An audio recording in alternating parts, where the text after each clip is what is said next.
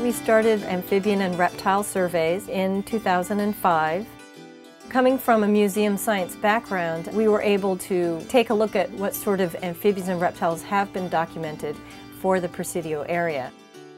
We have recordings of the red-legged frog from Mountain Lake, but that particular specimen was also lost and destroyed in the earthquake in 1906.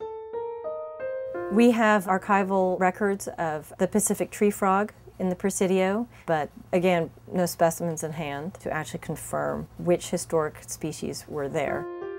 For me, that really underlined the value of this particular survey because the San Francisco Peninsula was basically an unknown data gap. And so you're creating essentially the baseline for future surveys and potential monitoring projects.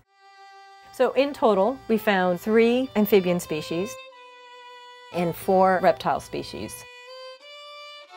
I should say that there's a lot of interest in the population biology, the evolutionary history of these particular species, because we know the formation of the bay has been critical to influencing some of the evolutionary patterns that we're seeing.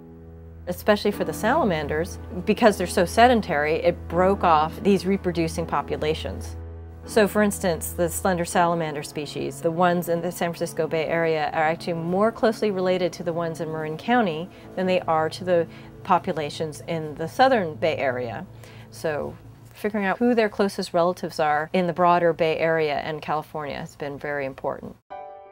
Super abundant species. We found hundreds of them easily every day that we surveyed. And in fact, several of the Presidio's sort of forgotten corners were perfect for their requirements. But also we found them in the restored areas. So that was also something that was good to see. And they're probably helping keep thriving the garter snake population, because a lot of the streamways where they might be, fishing in other habitats, well, they don't have those opportunities, so they're eating salamanders. And like I said, the salamander population is doing quite well. So there's a nice ecological situation going on there.